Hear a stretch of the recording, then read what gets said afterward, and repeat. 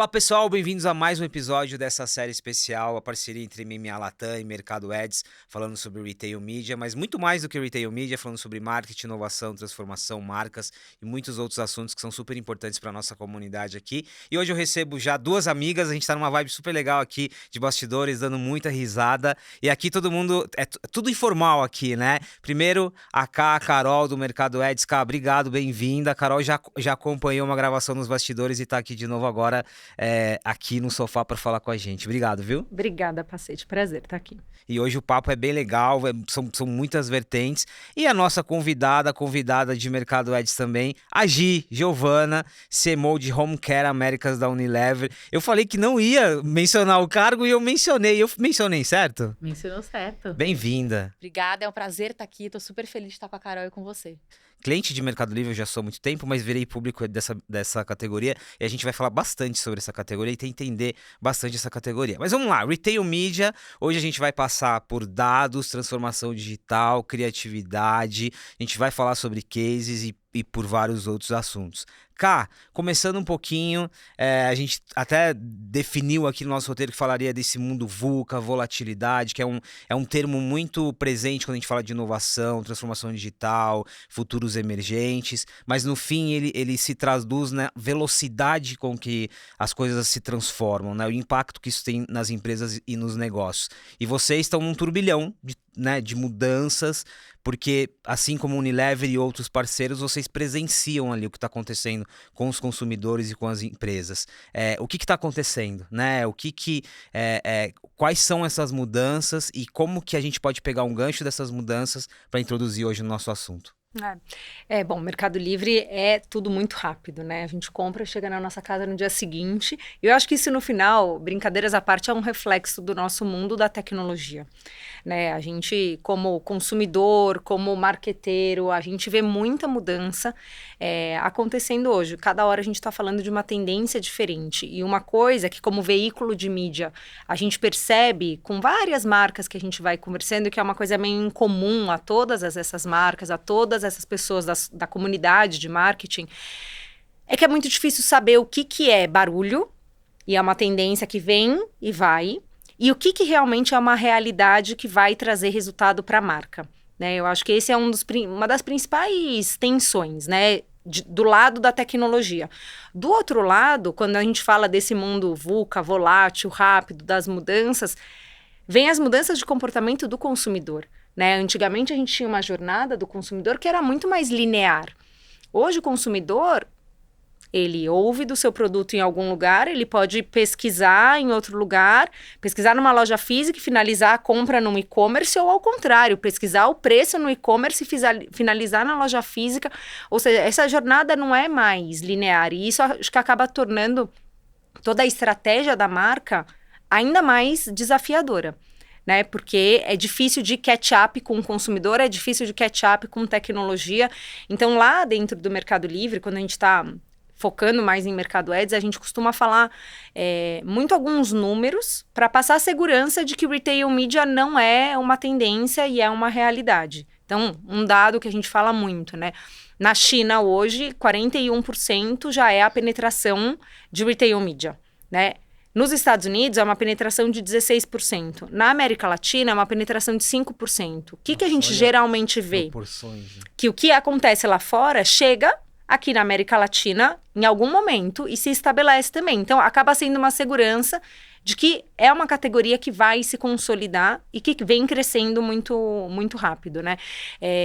Então, a gente acredita que esse tipo de dado, às vezes, ajuda a dar um pouco mais de segurança mesmo, né? Para o marqueteiro escolher colocar o Retail Media na estratégia dele. Eu gostei do termo que você usou, barulho, e eu gosto muito de falar sobre hype também. E aí eu tenho uma posição confortável também, porque eu não tô na linha de frente como vocês, né? Eu não tô no mundo corporativo, mas eu acabo tendo empatia porque é muito complexo, né?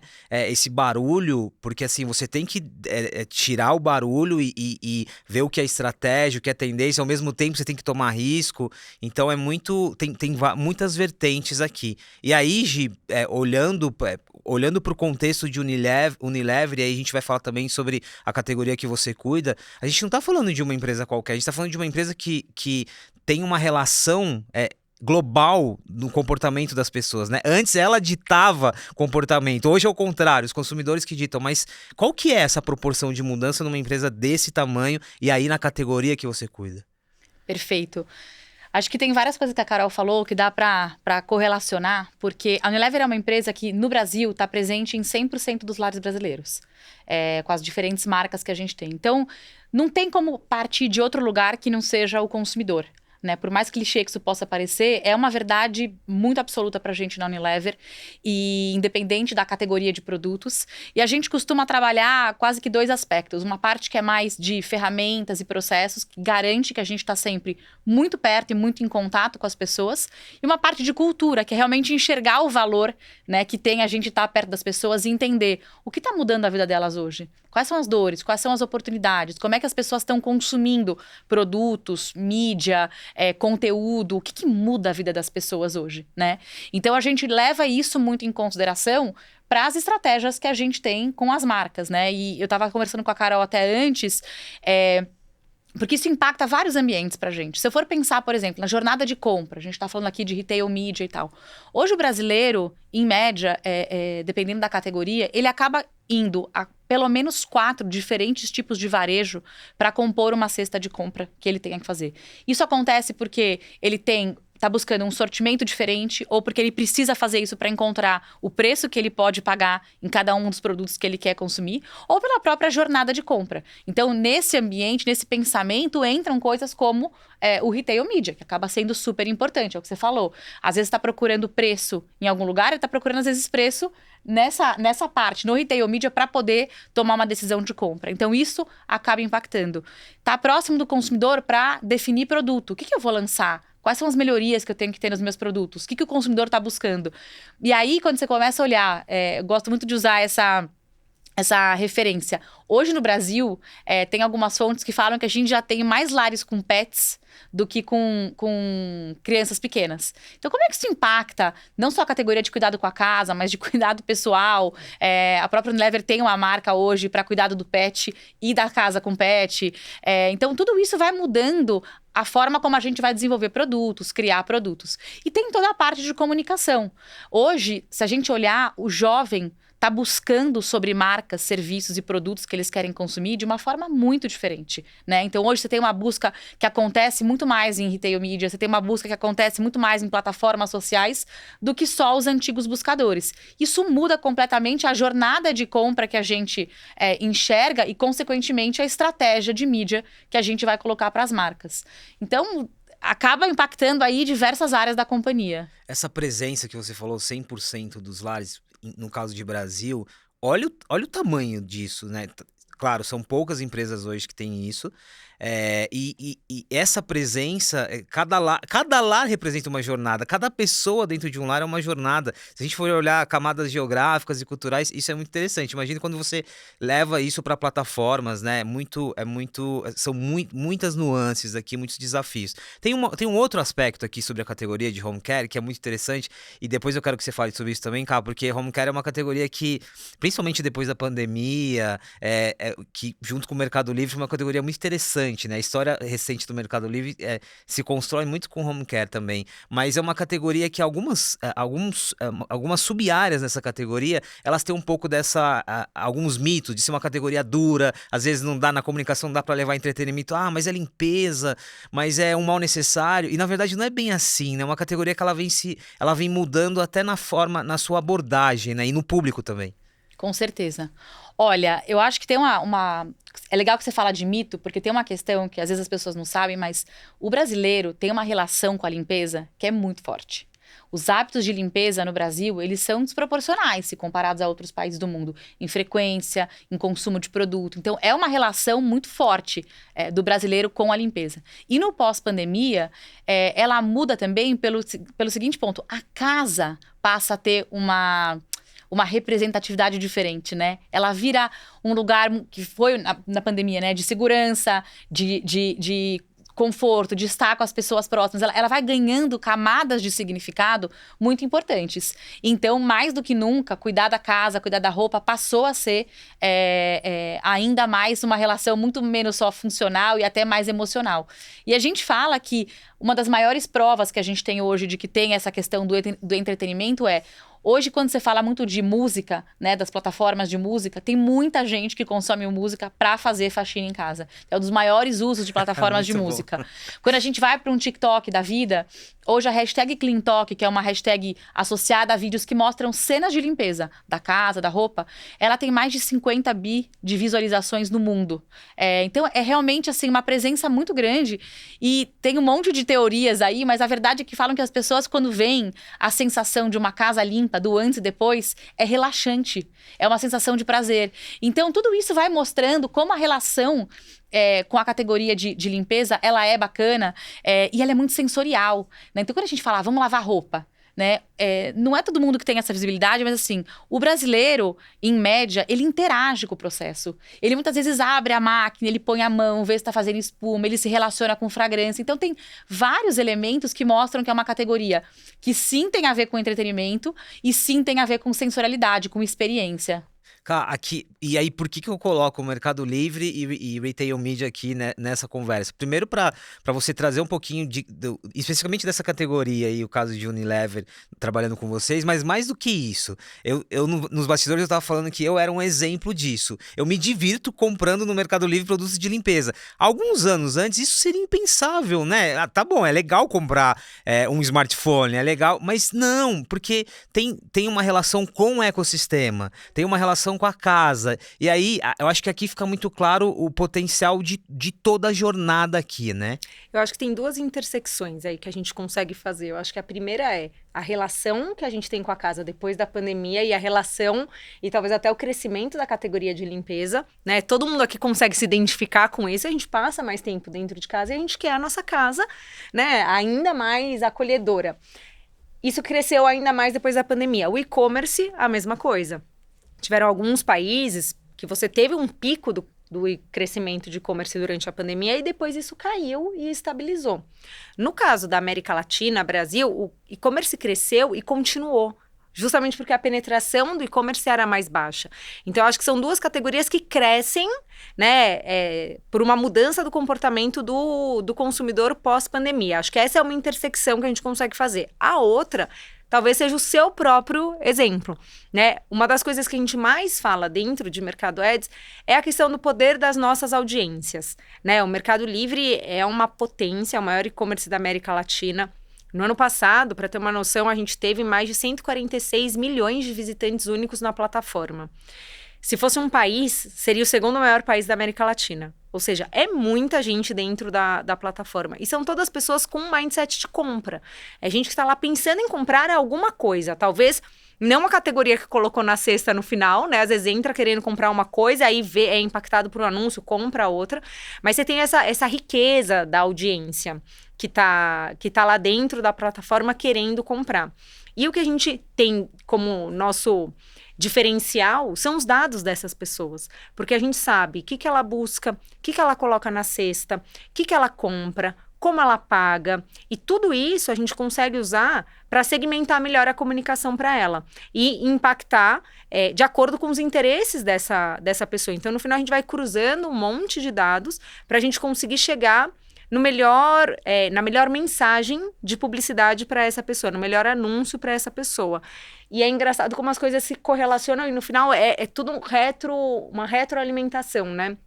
Eu não imaginava que a categoria de limpeza teria relação com entretenimento, com música, mas é isso. Então, o quanto que o insight da marca pode ajudar numa implementação de uma campanha e o quanto que o insight que a gente vê dos dados do Mercado Livre também podem ser insights para a geração de uma ideia de uma campanha, né? Então, eu acho que aí a gente consegue né? E aqui- Correlacionar várias coisas. E aí aqui já aterriza muito o que você falou de barulho. Aí agora a gente começa a pegar informação, né? Começamos falando de transformação, velocidade, aceleração e barulho. Aqui a gente começa a pegar informação, dados e direcionar para uma estratégia. E aí entra muito aí começa a entrar no seu dia a dia, né? Pegar um insight que pode me ajudar num desenvolvimento criativo e vice-versa, né? Com certeza, com certeza.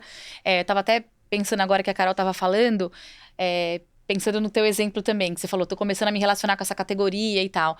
Às vezes é uma questão de entender o momento de vida daquela pessoa, né? Qual o momento de vida que ela tá e, consequentemente, qual que é a jornada de compra que ela faz, como ela se relaciona com todas as plataformas.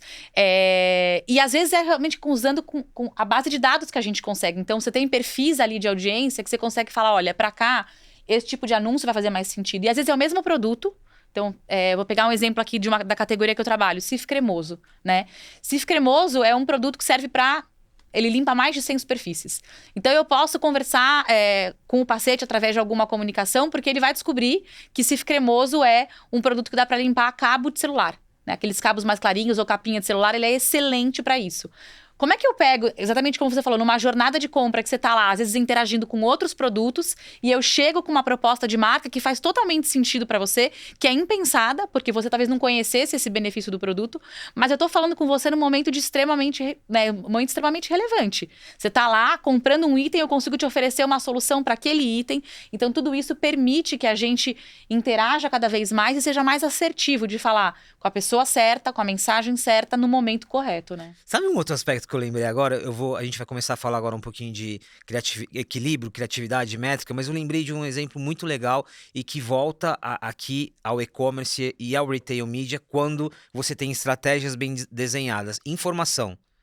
Porque, por exemplo, o que você falou do Cif Cremoso, eu hoje limpo o cabo do celular com um produto que não é o adequado. É uma questão de informação. Às vezes eu estou comprando um cabo de celular no Mercado Livre e tem lá, pode ter né? Você também pode comprar esse produto. Você tem um outro produto vinculado que é um produto correto sendo indicado. Isso é informação. Isso já aconteceu comigo algumas vezes, não nesse caso, mas com outros produtos.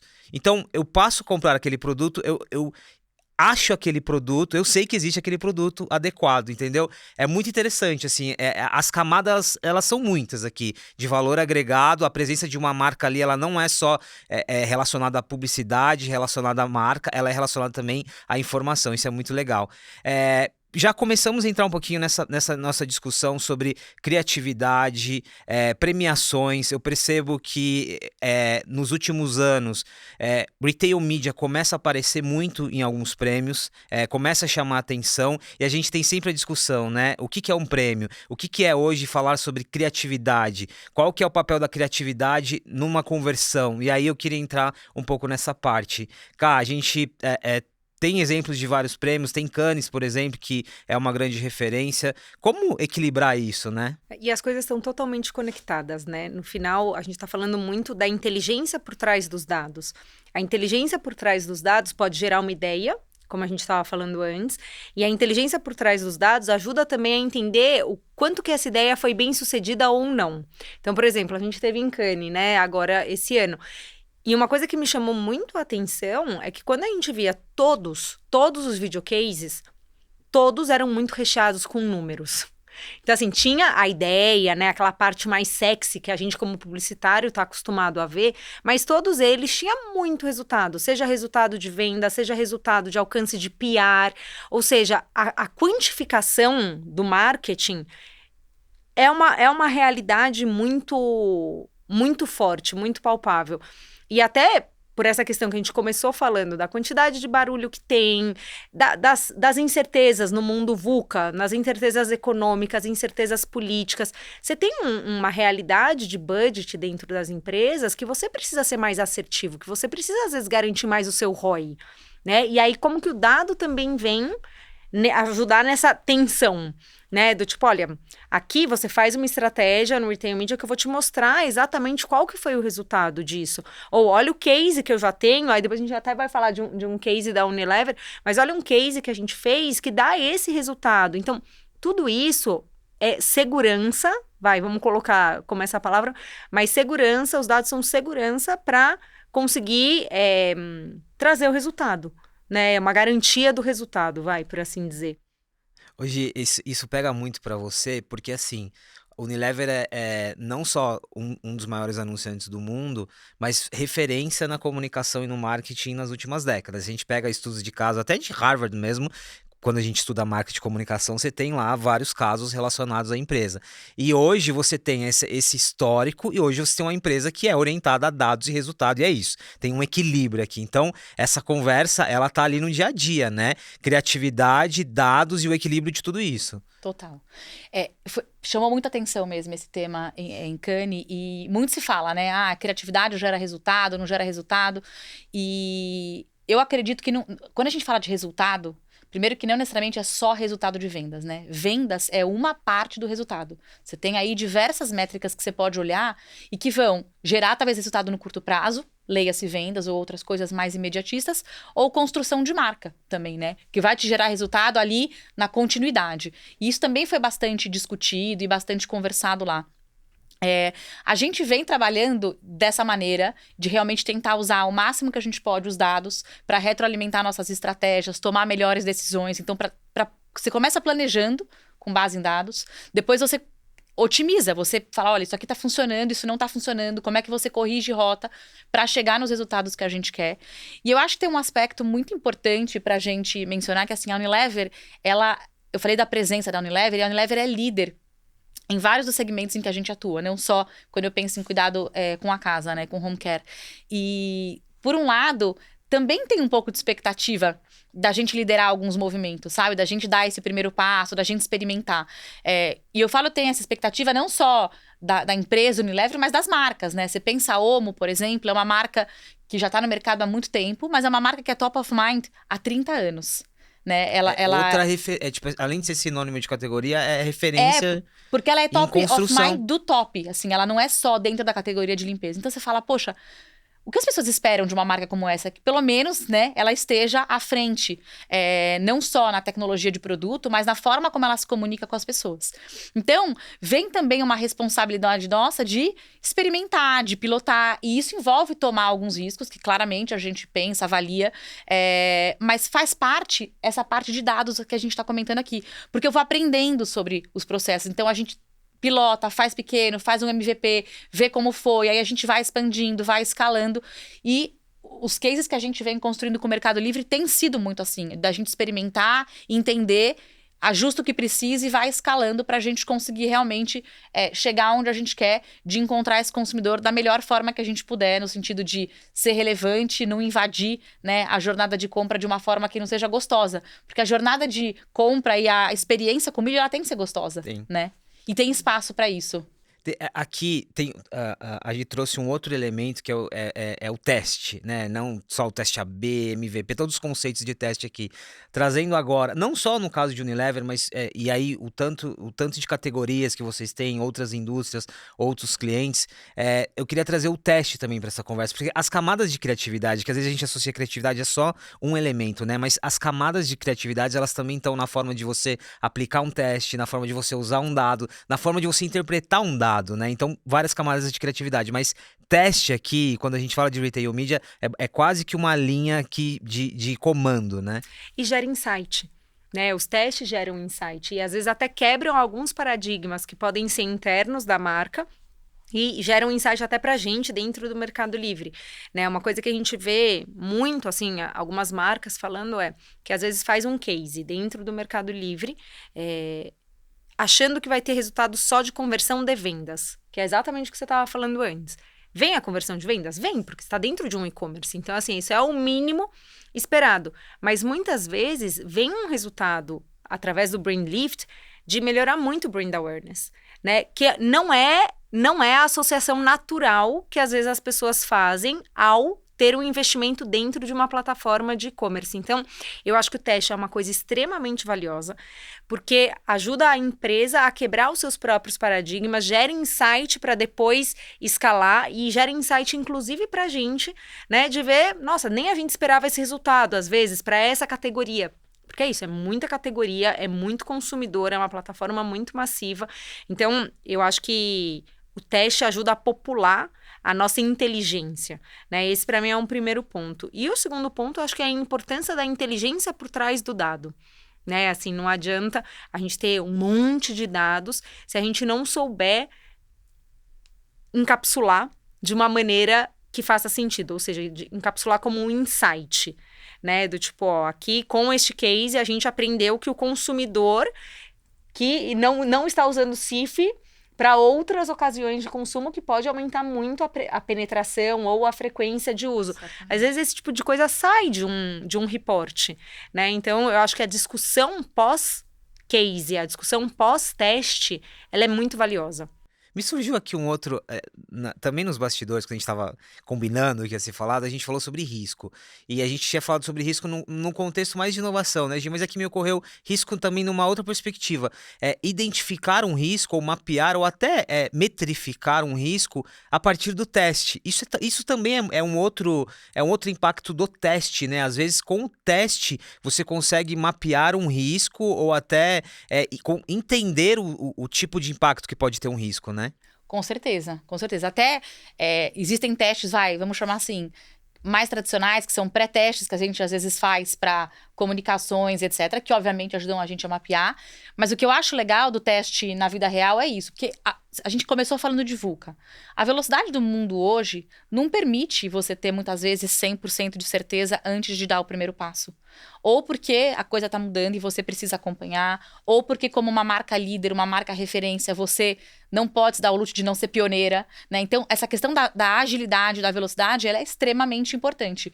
Por isso que hoje a disponibilidade de dado, você poder rapidamente fazer um teste, pilotar, colher resultado, aprender, mensurar risco, olha, isso aconteceu, então na hora que eu escalar, como você mencionou, pode ser que eu tenha mais problemas como esse ou menos problemas como esse, faz com que a gente consiga colocar no mercado, seja uma inovação, seja uma campanha, de uma forma mais assertiva, com mais qualidade e até de uma forma mais rápida, né?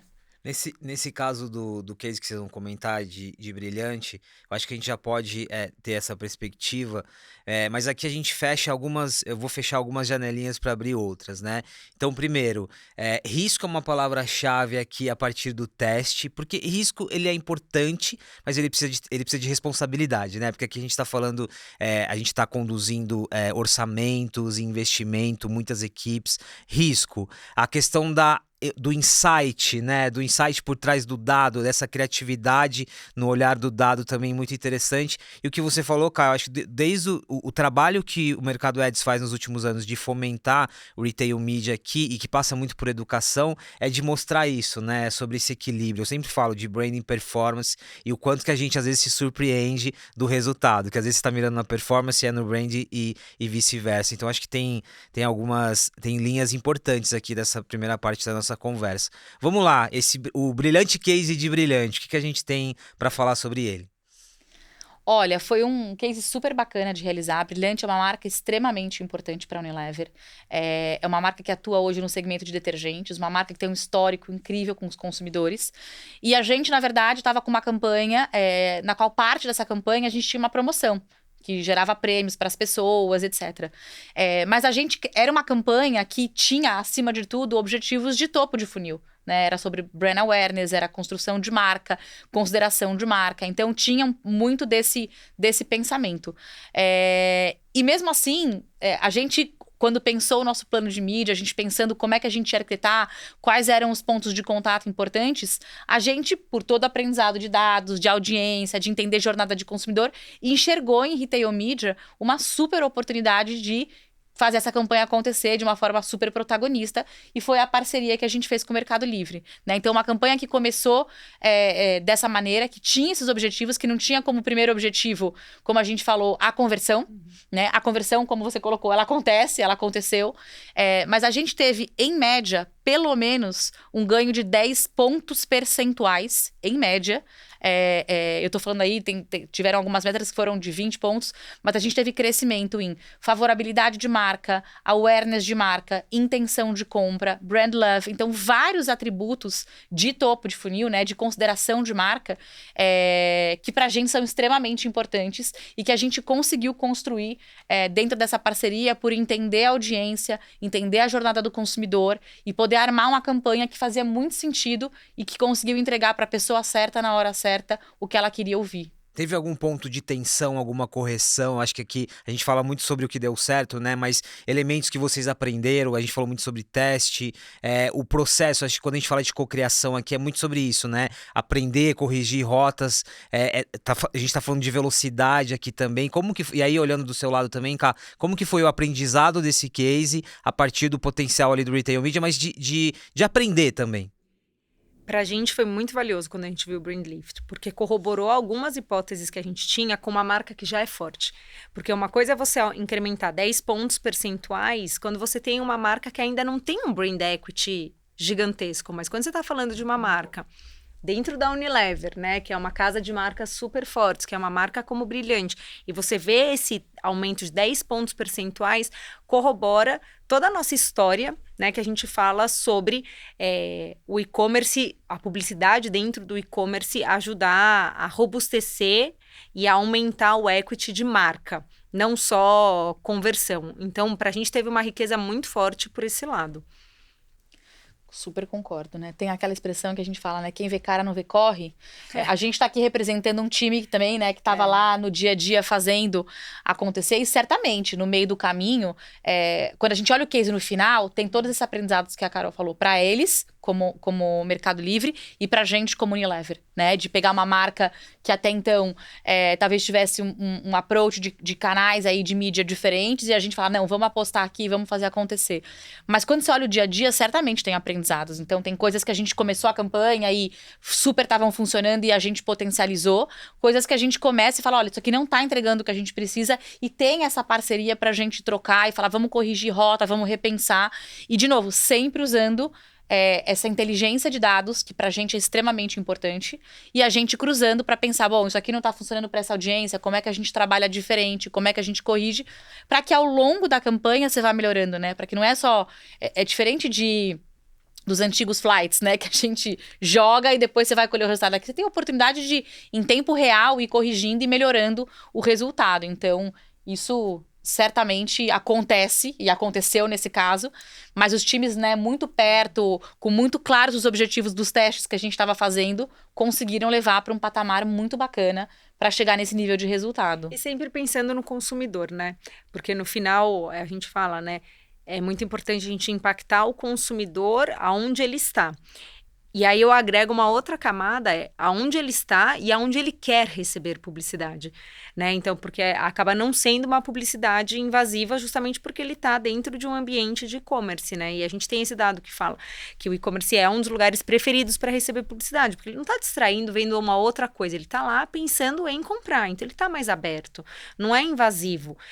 Porque a gente já recebe tanta informação, né? Nós mesmos, como na cadeira aí de consumidor, a gente já recebe tanta informação que quando a gente recebe uma informação de uma maneira mais natural, mais fluida, mais adaptada e adequada aos reais interesses do consumidor, as coisas fluem melhor, né? Então, eu acho que tem essa fluidez entre as marcas é importante, né? Entre a parceria, né, do veículo e da marca é importante para a gente conseguir brindar para o consumidor, né, uma coisa que faça sentido para ele também, porque é o que ele quer na hora que ele quer, enfim, aí a gente consegue fechar o loop. Com certeza. De uma maneira boa. E, cara, eu tava pensando nisso que você falou, eu acho que tem um aspecto super interessante, a gente falou bastante também de criatividade. O consumidor, quando ele tá num ambiente que ele já tá mais propenso a receber propaganda, né? Retail media certamente é um, TV conectada é um outro também consumo de mídia onde as pessoas estão mais abertas a receber, mas também existe uma certa maior exigência. Então, se eu tô preparado para receber, que me chegue uma comunicação decente, uma propaganda decente, né? Então, acho que aí entra você conhecer a tua audiência, a parte de criatividade, como pensar diferente, porque ok que eu tô mais aberto, mas não é qualquer coisa que eu vou aceitar. Eu quero alguma coisa que realmente faça sentido. Então, acho que entra essa camada que eu não acho nem um pouco menos importante, sabe? Criatividade voltada à jornada aqui também. Enquanto vocês estavam falando, eu fui lembrando quantas vezes eu fui interrompido em momentos que eu não queria ser interrompido, que até que me atrapalhou. E de novo, né? A gente bate nessa tecla. Não é sobre a publicidade, não é sobre o ads, mas é sobre a publicidade, o ads no momento certo, na hora certa e com o nível de qualidade e exigência que o consumidor merece. Acho que esse é o principal ponto da discussão. Eu já tô terminando. Nosso papo passa por várias linhas aqui, ó, eu amo. Eu digo que eu fico empolgado em falar de retail media, né? As pessoas acham que é um assunto técnico e tal.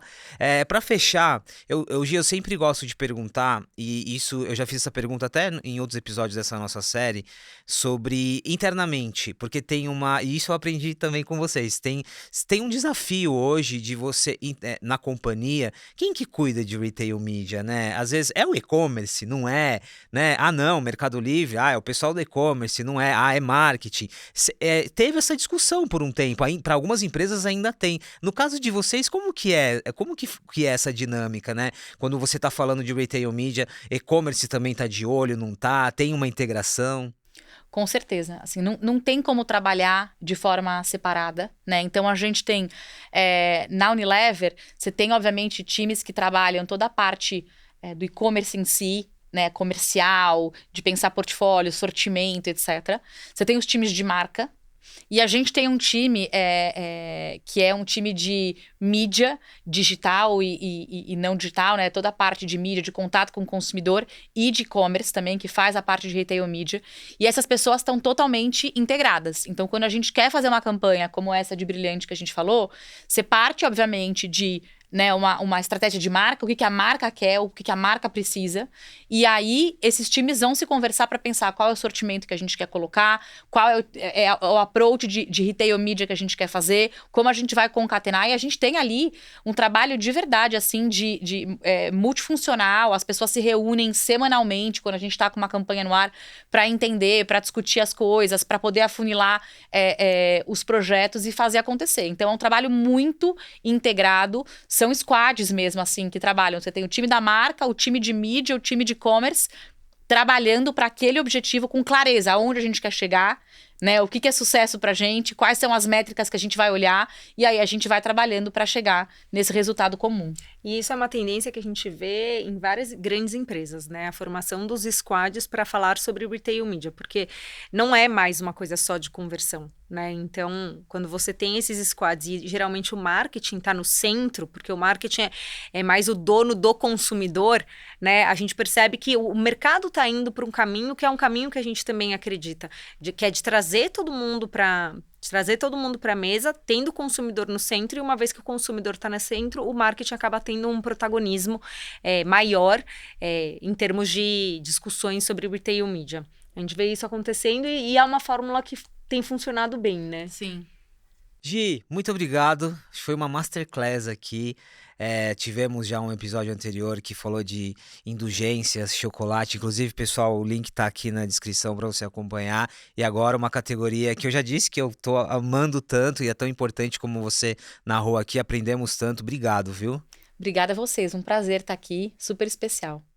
Cá, mais um episódio que complementa muito bem essa nossa jornada aqui e levando adiante aí a palavra do Retail Media, né? Boa, obrigada.